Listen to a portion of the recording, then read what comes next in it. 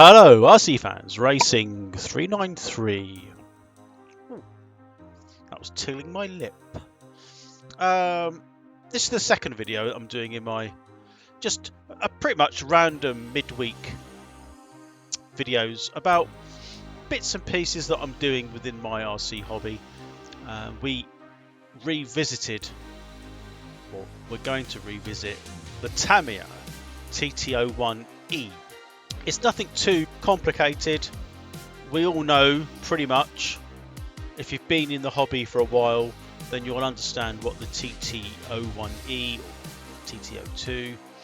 But of course there are going to be new people out there coming into the RC hobby who perhaps are not as familiar with that chassis. So as with other kits and bits and pieces, it can get quite expensive. So I thought the TT01E was something that I got quite a few years ago now when I got into the hobby, and I sort of spent quite a lot of money on it, ironically, even though it's a fairly cheap, one of the cheapest chassis you can buy, even now. So, but I did throw some money at it to try and hop it up, and it was my first speed run car, and we did a video a week or two ago about that. I'll stick a link in the description for you to look at. So in this video, what I go and do is basically I bought a lot of setup tools which I got for all my other cars for various jobs and tasks within the RC hobby. You know, like camber gauges, caster gauges, corner weight scales, ride height gauges, that sort of thing. So I thought, as the TT01E's been hopped up so that all those attributes could be adjusted, I thought I'd go through the procedures that I go through of getting the car ready to run. As we all know, RTR means a completely different acronym in the RC world, but in this case it's preparing the TT01E chassis. So we go through the steps of adjusting things so that they at least look like they're pointing in the right direction, and there's a few upgrades, or changes I should say, along the way. So sit back, hopefully these videos won't be too long, but at least it will show you what you can do if you're not used or seen or heard about the TT01, TT01E, TT02 chassis, but hopefully you'll get some insight and understanding about what you can do to these quite versatile chassis. So sit back and enjoy.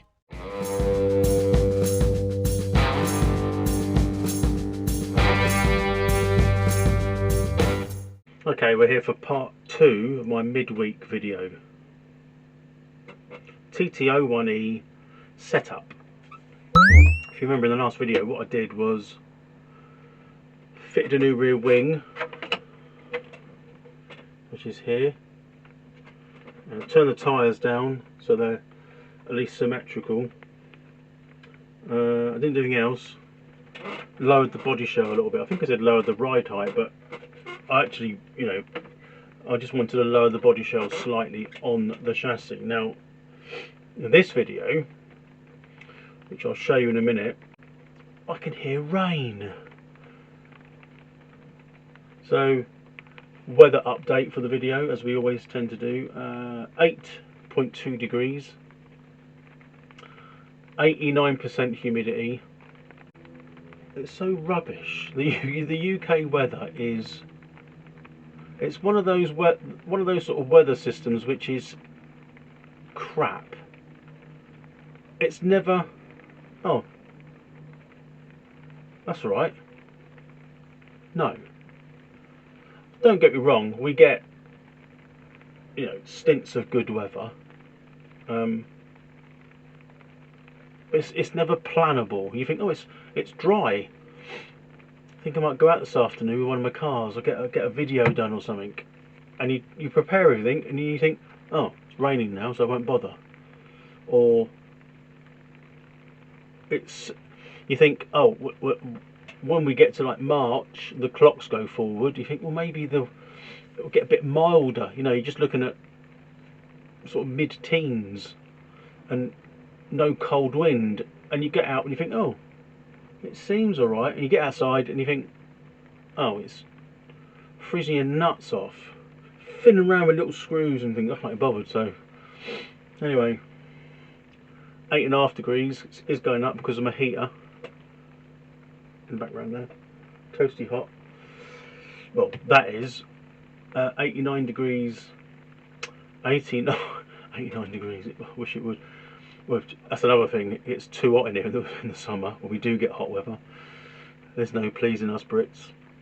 89% humidity, but it's starting to rain now. So anyway, let me just remove the body shell a minute. So I plan to use some of the setup tools that I've got, and I need to find them.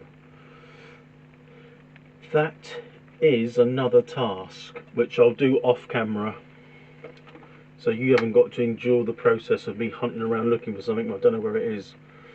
So we've got like a camber caster gauge.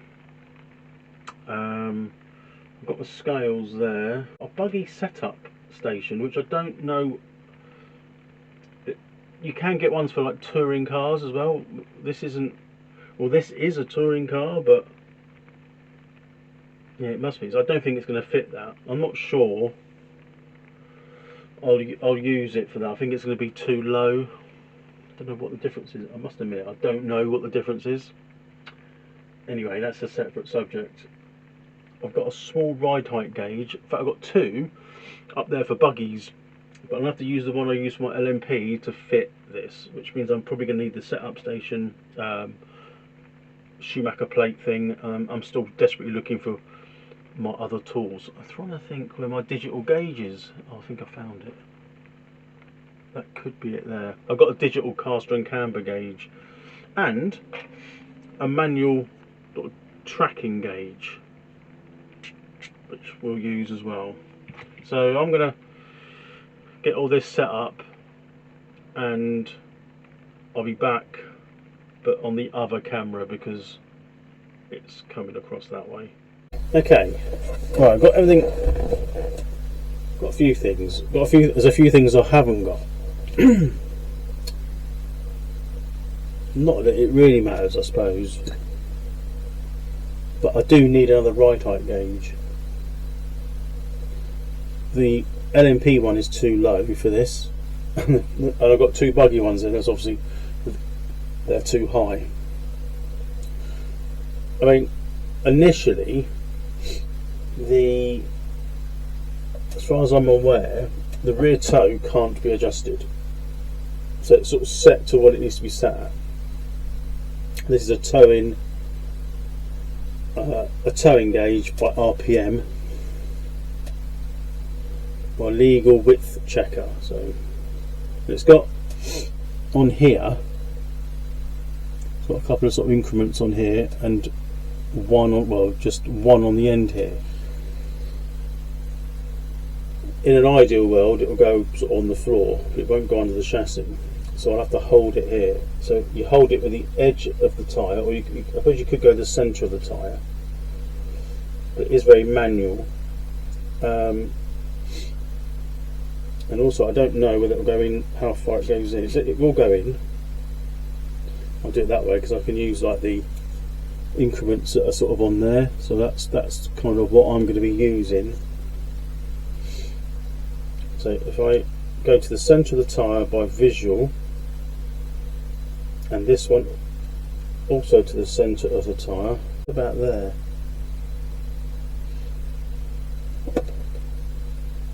Things are falling down for no reason.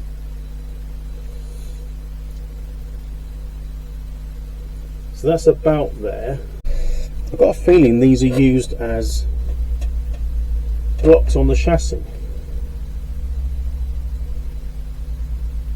I'm struggling to remember because I think these go up higher like this. And what that allows, if I do remember rightly, is to go underneath, which it does.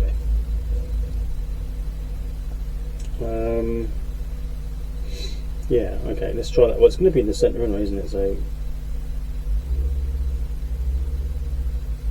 that's about, that is about the centre. So to read that, I I can nip it up so it doesn't move. It's not going to move anyway. I've got on the plate here, I've actually got like a measuring rule. So I put one end right at the end there, and this one 100 and so it's 166 from there to there, halfway. This is how I'm going to do it. What I'll do now is just measure. I can go down with a pointer here. I'll use these pointers and see where we're at. That's the centre. It's definitely different. So that's the centre. This is fixed, also it's 166 that way. Let's put this at the end there. So there, 161. So it's got 4 mil. It's quite a lot of rear towing. I don't know. It's how accurate is that? It's literally my eyes, isn't it? But at least I can probably. It's going to be plus or minus 1 mil, isn't it? Now, turn the car around. This is where things can change, because the front is adjustable.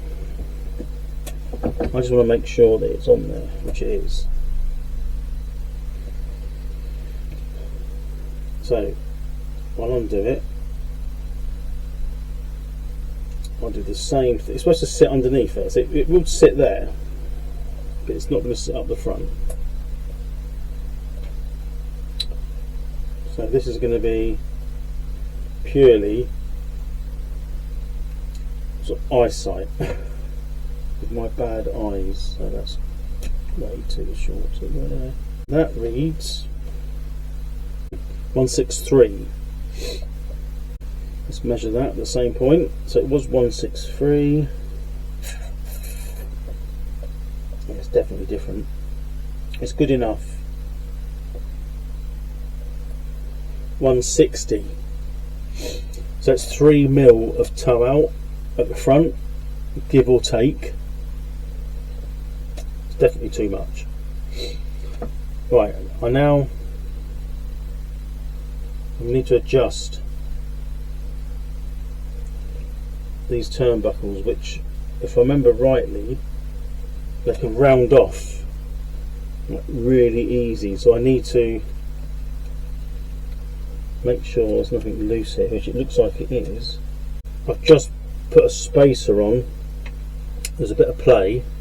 I'm just going to check the servo. Well, I've checked the servo, just showing you.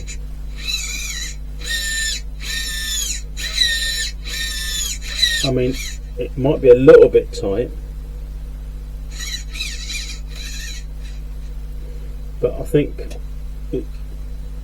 there was too much play here, and there's none now. Just wondering if I can loosen it off a little bit.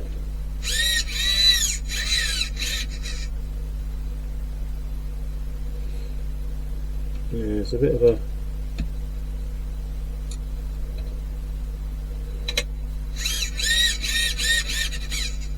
seems alright. It might need a little bit of thread lock on there.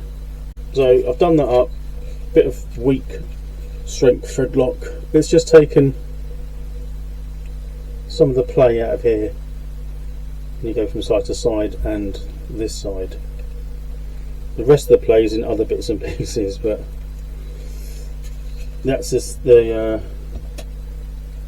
disadvantages of the TTO anything.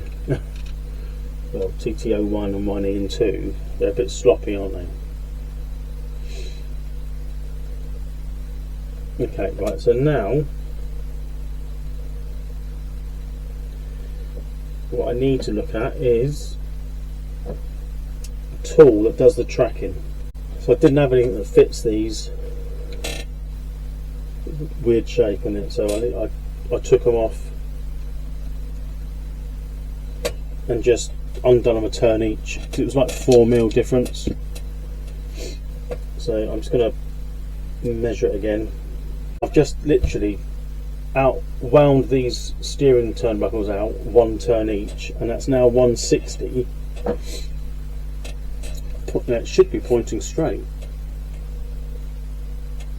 Yeah, I suppose it does. It does look like that. I mean, you're not going to see that on the camera at all, are you? So, a little bit. Don't know. Not sure it's worth showing you, but the front wheels are pointing straight.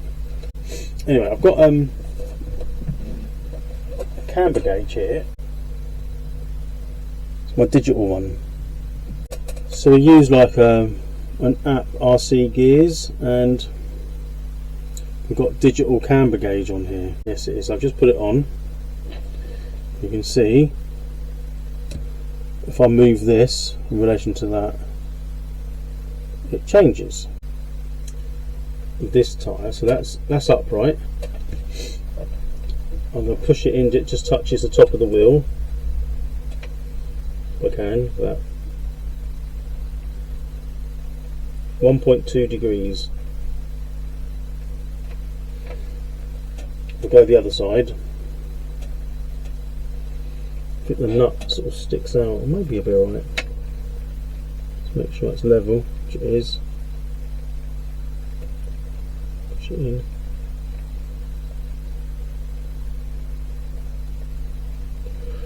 It can't be that accurate, surely. 1.2 degrees. I think it's the back ones which are wrong. So this side, yeah, that one's negative. That's got 2. That's why it's.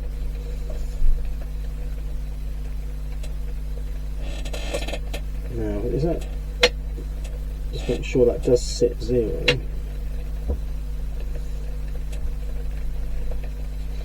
Right, I'm going to 0 it. Push it up against the wheel. Push it in. It's like 2 degrees negative, positive camber. And this side, 0'd. Got the tyre. I think that's upright. 1.6 degrees negative. 0'd out. Just put this in a little bit. It's gone to, that's 2.2 now. So I'm going to take this one. I can see it is actually. I'm going to take this one out. Can you see that? No. Looks, from my eyes, it looks more symmetrical. This is sort of the midweek setup video. Just trying different cameras and sounds. Trying to mix and match. On this car now, I think, and this is handheld by the way, the only thing I really need to do is check. One of the things I'm perhaps do is check the motor, but I think more importantly at the moment is the shock absorbers. The backs are fairly soft and the fronts are a bit too hard.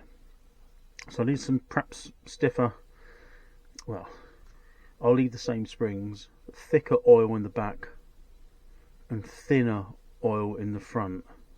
I think that's the first thing I'm going to do today, is change the shocks. I'll show you what the car's currently doing. So I'll put that down. Kind of ground level. That's ground level. And it sort of sinks. There's not a lot of movement there. So I could move the shocks up one. Because if you lean them in it gets softer. They could come up to here. And I'll just turn it around for the front. It doesn't really matter what way we're going around. So the back is low, and the front, it just sort of springs up. That's as far as it can go. So we need like thinner oil in the front. You can see there that it's completely like high at the front and quite low at the back. I have ordered, I think I mentioned, like a ride height gauge for 1/10 touring car, so that'll work for anything I've got here Nitro wise, you know. That one up there, that one, or that one, even that one up there. all this side are buggies. So I've got the buggy stuff. In fact, the buggy ones are up there below the Super Champ. So I think for now, this one I'm going to strip the shocks down. I'm going to put thinner oil in the front, and I'm going to put thicker oil in the back. So I'm going to do that now and see if it makes any difference. I'm not 100% sure it's going to do anything because the spring overcomes the oil, but I don't know what's in there. So this is going to be a bit of a test. This bit, I'm not saying I found an answer to the sound, because I haven't. I think the microphone does work, but it's got to be near me. I bought a lapel microphone to see if it could be, you know, attached to me by plug it into the camera and then plug it onto me, so it's always near me. But that doesn't work. That keeps buzzing away. So I'm not quite sure what to do on that. But I've got another microphone just, well, you can't see it. I've got the camera there. It's kind of just where you can't see. So if I tap it, just for argument's sake, I'm hoping that works, because if it doesn't, we're doing voiceover, which would be really annoying. So with that in mind, I have to keep some organisation. Right, I've got 2 shocks. I don't intend to film this bit, but I'm going to put some thinner oil in there so that it can hopefully sit a bit lower. Update really, I'm just putting the oil out. Nothing leaked, and the oil was really clean, so it had a bit of air in it, I think. So I'm just sort of taking the rest out, and then before I put the others in. But yeah, just thought I'd update you. Nothing nothing to report. I'm going to put some Tamiya soft. I've got these 2 little holes here which will just, I can plop them in there while they sort of settle down. Something's actually worked for once. The problem with this was, why it was sitting so high, is these shocks were compressed because this, what's this, shock mount carbon fibre upgrade was too low, so it needed, like, you know, really short shock bodies. Now these are not the springs for the shocks, these came off something else. I've put, can you see there, like that, so like an aluminium shock extender at the top. Just had to drill the hole out to fit them to the existing shock towers, which allowed these shocks to have their full extent free. Now admittedly not ideal, but they are leaning forward a little bit. Not really a big issue in my opinion. They are still on there, but when you push it down, it's got some, it sits much lower now. Let me just show you from a different camera angle a minute. Go to my little handheld camera. Can you see that compared to last time? It's much flatter, and I'll try and sort of lift the front a little bit to show you without messing up. So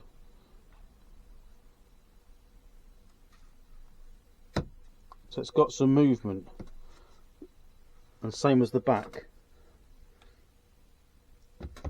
The back's still sits slightly better than the front, but much better, and the ride height is perhaps more in keeping for the full length of the chassis, where it's not as high now. It'll be interesting to see what that looks like with the body shell on. So I think that works out really well. I mean, it is still super low, which is what you want. Definitely better. There's probably ways around this which will work better, but it's, you know, for racing this wouldn't work, but for what I need it for, it'll be fine. Now, I think, I'm not sure if that's all I need to do. It's fully set up now. I wanted to check the ride height. I'm still waiting for the ride height gauge. It's definitely not here, is it? No, it's. I was going to use the LMP one, but it is still slightly too high, probably 5mm. But I've ordered a ride height gauge so that it's for 1/10 touring. Let's have a look at what the body shell looks like on there now. Again, I might have to change cameras. Let's swap cameras.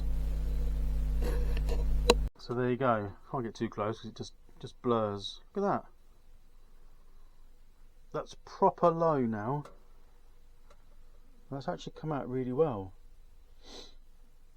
Will it be any faster? Probably not. But would it be more stable? Quite possibly. That looks really good. If I lift it up a little bit, and then we'll put it down again. It's actually worked. I mean, whether or not that would hit on turn, but I'm going to put the yaw rate right down on the steering. But yeah, I'm really pleased with that. What do you think?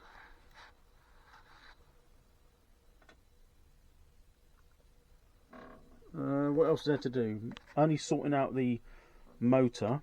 Finally, something looked like it worked. So we've lowered it all at the front and the rear, put the shocks, put oil in them. I don't think that made a lot of difference. I think lowering the front was more important. It's all pointing in the right direction. I think what I've got to do now is I've got to check that motor. I think I am going to take the motor out and skim the armature. I don't know the history of that. I mean, I've got motors everywhere, but I was never really struck on the performance of this when it had the RS2 body shell on and speed. It used to just keep cutting out. It's probably a combination of a lot of things. I mean, it's probably not designed to go that fast. I mean, this is brushless. No, no, it isn't. I won't cut that out. Brushed. It's the old technology. But it's come out really well.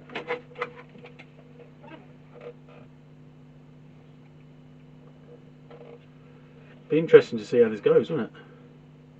There's a couple more things I want to do, but other than that, ready to rock and roll. Whether or not you'll see the armature being turned down, I do want to do that, so that's going to be the next job. If not, just go straight into a closing. So yeah, either or. I'll see you in a bit. Right, so that was that. That's pretty much done. There's only a few bits and pieces that I will do. I'll perhaps do these bits off camera, but the car came out really well. I didn't do a lot to it, but I think I got the stance right. The chassis does sit lower now, and the body shell sits lower on the chassis.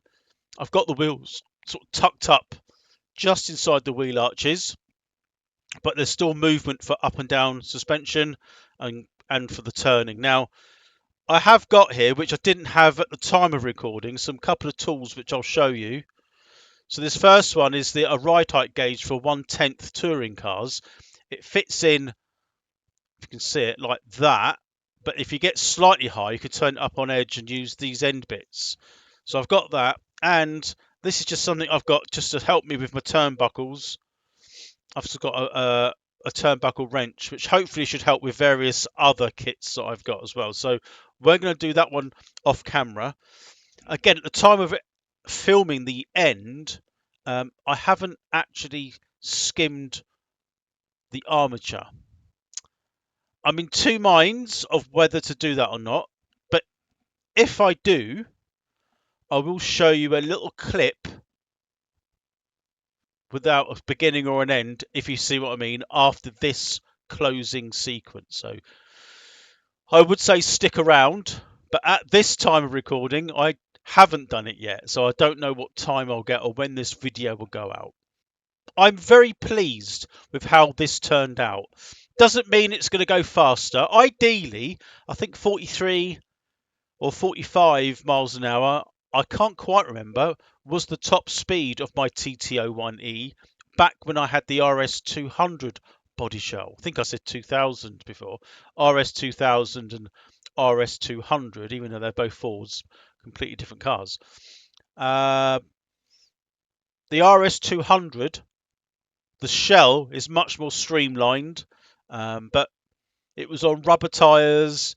It wasn't sitting quite as low as this. There wasn't many hop-ups on it. And like I've said in the beginning of this video and perhaps my other video, I never really got the car running to how I wanted it.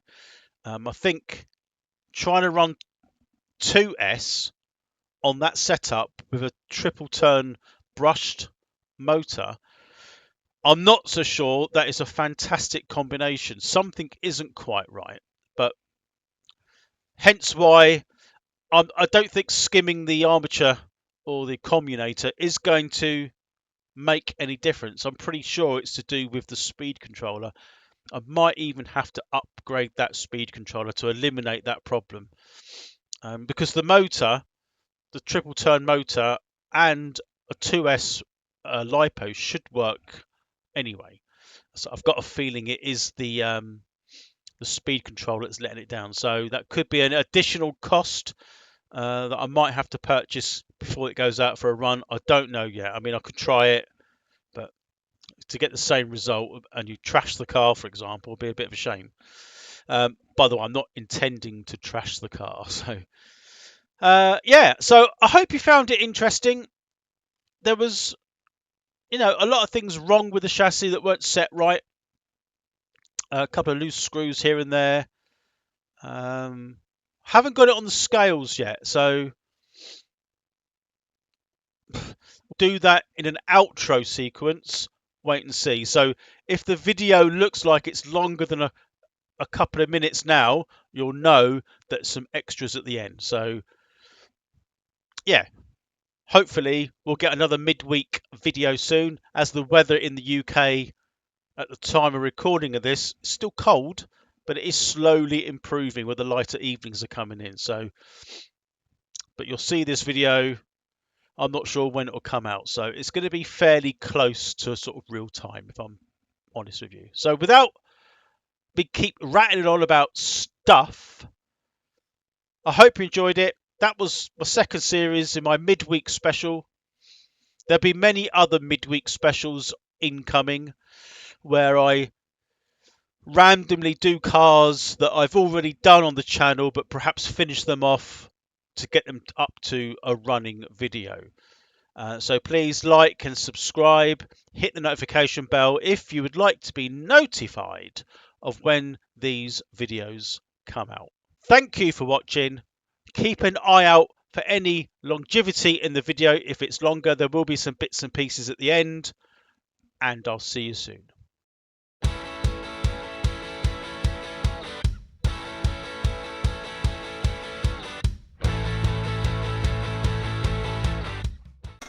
So I've got a few things here which you've seen, but it's a bit better picture here, so you've already seen that there. So that's I use that to turn the rotor down, the armature, which I'm probably going to try in a minute. And we've got like a proper ride height gauge there, which will suit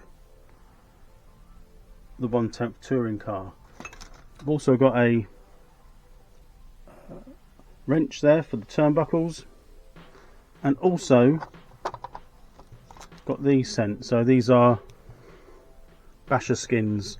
So it's a skin that goes underneath the chassis. This is only really going to be a quick part to the end of the video, and so nothing too spectacular.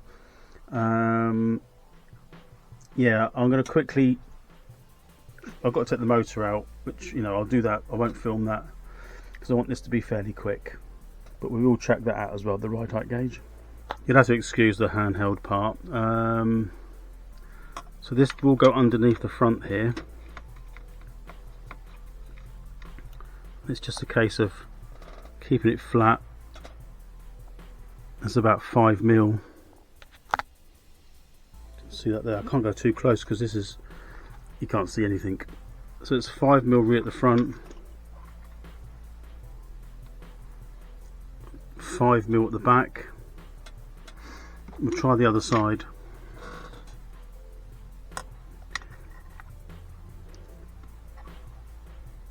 It's a bit higher the other side.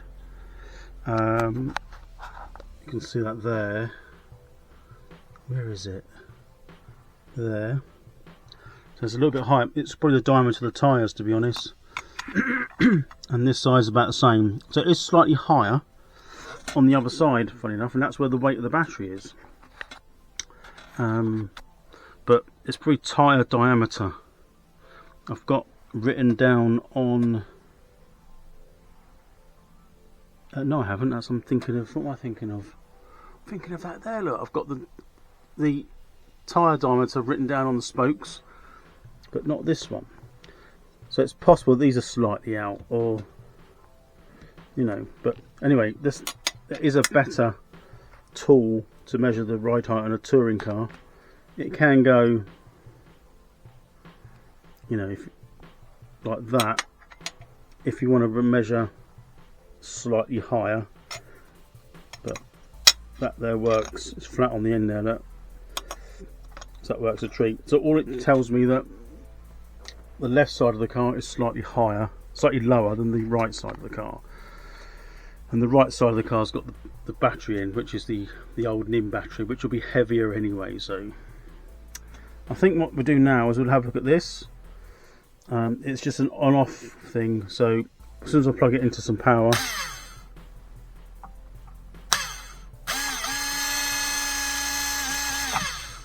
like that. So I'll probably have to do the live first. So like that, and then like that, and you kind of wind it in on here and in here. So that's what I propose to do. I'm not sure I can film that though when I'm doing it. Might be put it at an angle maybe, I don't know yet. We'll see. Out of interest, that's what I had Reedy T1 modified.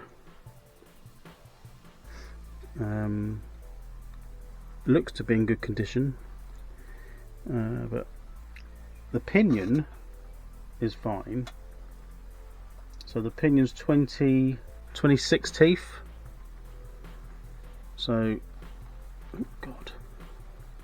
Yeah, so we'll probably leave that. Let's get the rotor out. So I can't film and do it, but that's it running and spinning it. I'm just going to sort of clean that armature up on the end there. But I need to do that without filming at the moment. I'll show the ends when I'm done. There you go, so it is cleaner. Yeah, well, I can only try. It's got some washers here as well, there and there. I've got the washers off there, that's what I took off in that order. So that's the pinion end, and that's the other end, sort of commutator end, and sort of the end float. So I've got two there, oops, sorry, there and there, but it does look cleaner. So yep, we can put it back together. Instantly I've got one of the brushes came loose, so that should be soldered, which I guess is like an earth to, like, you know, this bit here. Well, this isn't the motor obviously, but where the brushes go in, so on the back plate. So I need to do that as well now. Right, so I think I'll put this all back together. I'm going to put these on, or not so much them, but the skin underneath that goes on the chassis, and that'll do for now. That's the sort of an end of the sort of bonus bit at the end. I'm going to put this all back together. We'll get it. I mean, you can probably hear the rain at the moment, so that'll be it now for my part 2 midweek setup video. Let me know what you think. I hope I haven't damaged that. I think I might have taken a bit too much off. I don't know.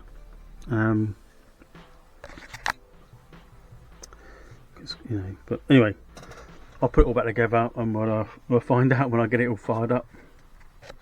So I hope you enjoyed this part 2 midweek setup video for TT01E, and I'll see you on the next one. Bye for now.